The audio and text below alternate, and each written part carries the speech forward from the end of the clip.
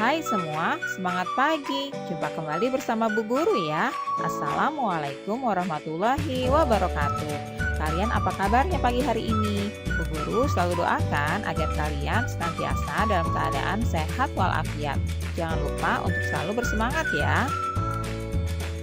Pagi ini Bu Guru akan memberikan materi pelajaran untuk SD kelas 5, tema 7, subtema 3, peristiwa mengisi kemerdekaan, pembelajaran ke-1. Namun sebelum kita mulai, seperti biasa ya anak-anak, marilah kita awali pembelajaran kita pagi ini dengan pembacaan doa terlebih dahulu, agar kita semua senantiasa diberikan kesehatan dan juga kemudahan untuk memahami materi pelajaran yang akan Bu Guru sampaikan pada pagi hari ini. Anak-anak, banyak peristiwa yang terjadi di dalam kehidupan kita. Ada peristiwa-peristiwa yang dianggap penting dan patut dirayakan bersama orang lain. Untuk itu, diperlukan sebuah surat undangan untuk merayakannya bersama orang lain.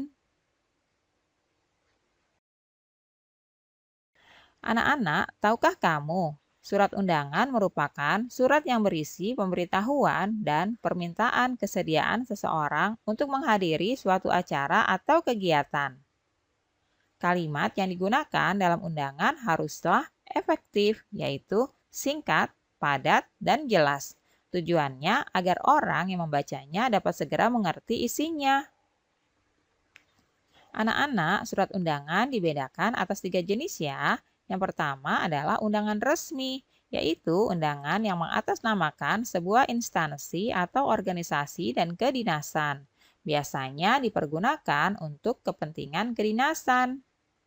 Yang kedua, undangan setengah resmi, yaitu undangan yang mengatasnamakan perorangan yang ditujukan ke perorangan maupun instansi atau organisasi. Nah, yang ketiga adalah undangan tidak resmi, yaitu undangan yang mengatasnamakan perorangan yang ditujukan kepada perorangan untuk kepentingan perorangan, seperti undangan ulang tahun dan undangan perayaan kelahiran.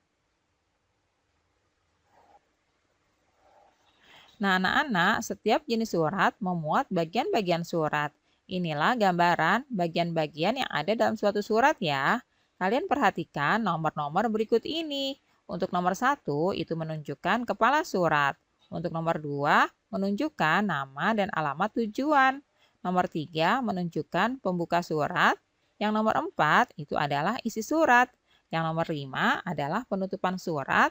Yang keenam tempat dan tanggal surat. Serta yang ketujuh itu adalah pembuat surat. Nah, itulah tadi bagian-bagian yang ada dalam surat ya. Nah, berikut ini kita akan bandingkan persamaan dan juga perbedaan jenis-jenis undangan. Ada undangan resmi, undangan setengah resmi, dan undangan tidak resmi.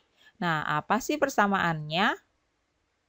Undangan-undangan tersebut adalah sebagai surat yang berisi pemberitahuan dan permintaan kesediaan seseorang untuk menghadiri suatu acara atau kegiatan.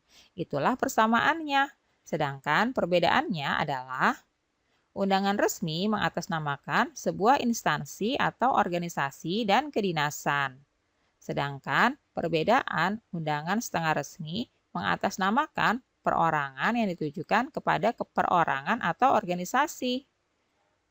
Kemudian, undangan tidak resmi itu adalah mengatasnamakan perorangan yang ditujukan kepada perorangan untuk kepentingan perorangan. Itulah persamaan dan perbedaan dari jenis-jenis undangan. Anak-anak, perubahan wujud benda sering terjadi di sekitar kita. Salah satu perubahan wujudnya adalah menyublim. Nah, contohnya adalah kapur barus yang diletakkan dalam lemari untuk melindungi pakaian dari nyengat. Dalam beberapa hari akan mengecil dan menghilang. Kapur barus merupakan benda padat yang dalam waktu tertentu berubah wujud menjadi gas. Kapur barus mengalami penyubliman. Menyublim adalah peristiwa berubahnya wujud benda dari padat ke gas. Nah, anak-anak, itulah tadi peristiwa berubahnya wujud benda dari padat ke gas yang diberi nama dengan proses menyublim. Anak-anak, usaha dan kegiatan pembangunan di negara kita sudah dilakukan sejak negara merdeka oleh pemerintah hingga sekarang. Pembangunan nasional Indonesia merupakan pembangunan manusia Indonesia seutuhnya. Artinya, pembangunan semua aspek dan bidang kehidupan tidak hanya pembangunan fisik, tetapi juga manusia Indonesia seutuhnya. Ada banyak kegiatan pembangunan yang perlu dilakukan untuk mengisi kemerdekaan ini. Berikut ini adalah kegiatan mengisi kemerdekaan negara Indonesia. Anak-anak, kemerdekaan negara kesatuan Republik Indonesia didapatkan dengan cara yang tidak mudah dan tidak murah. Bertahun-tahun para pemimpin bangsa ini berupaya dengan berbagai macam cara untuk melepaskan diri dari penjajahan bangsa lain. Ribuan nyawa manusia juga telah melayang dalam upaya ini. Kini Indonesia telah merdeka dan berdaulat. Namun, banyak hal yang harus dilakukan untuk mengisinya dalam rangka pembangunan bangsa Indonesia yang seutuhnya seperti yang dicita-citakan para pendiri bangsa ini.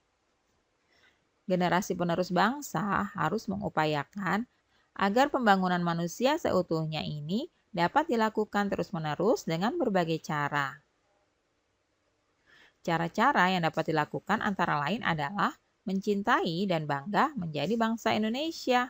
Hal ini dapat dimulai dengan memahami dan mengamalkan nilai-nilai dalam Pancasila sebagai dasar negara dan mengenal budaya bangsa sendiri. Rasa cinta tanah air dan bangsa dapat dipupuk dan dilakukan dengan kegiatan-kegiatan sederhana seperti mengunjungi berbagai daerah di Indonesia dan mengenal cara hidup dan nilai-nilai masyarakatnya. Selain itu, kemerdekaan harus diisi dengan pembangunan kualitas manusia Indonesia. Para pemuda hendaknya dapat menggunakan masa kemerdekaan bangsa dengan menuntut ilmu setinggi-tingginya dan berkarya untuk membangun negara sendiri. Berbagai ilmu dan teknologi hendaknya dikuasai untuk memajukan kehidupan berbangsa dan bernegara dan untuk menuju masyarakat Indonesia yang sejahtera. Anak-anak, pembangunan sarana dan prasarana di berbagai bidang berikut dilakukan untuk menunjang kegiatan masyarakat dalam rangka meningkatkan kualitas hidup dan manusia guna mencapai kesejahteraan. Di antaranya adalah pembangunan jalan, pembangunan jembatan. Nah, selain itu ada pembangunan pasar, pembangunan sekolah, dan juga pembangunan tempat ibadah. Anak-anak, berikut ini adalah faktor pendukung dalam pembangunan. Di antaranya, mesin canggih yang digunakan, sumber daya alam, dana yang cukup, dan juga letak geografis yang strategis. Kemudian ada juga faktor penghambatnya, di antaranya adalah sumber daya manusia yang belum berkompeten di bidangnya. Yang kedua, pihak-pihak yang selalu mementingkan diri sendiri dan juga kelompoknya. Faktor penghambat yang ketiga adalah sifat malas dan egois. Dan faktor yang keempat adalah oknum pejabat yang korup. Itulah tadi faktor pendukung dan faktor penghambat dalam melakukan pembangunan. Alhamdulillah anak-anak, pembelajaran hari ini sudah selesai ya. Terima kasih sudah menyaksikan video pembelajaran pada pagi hari ini. Semoga bermanfaat untuk kalian semuanya. Sampai jumpa lagi di video pembelajaran selanjutnya ya. Salam sehat dan tetap semangat. Wassalamualaikum warahmatullahi wabarakatuh.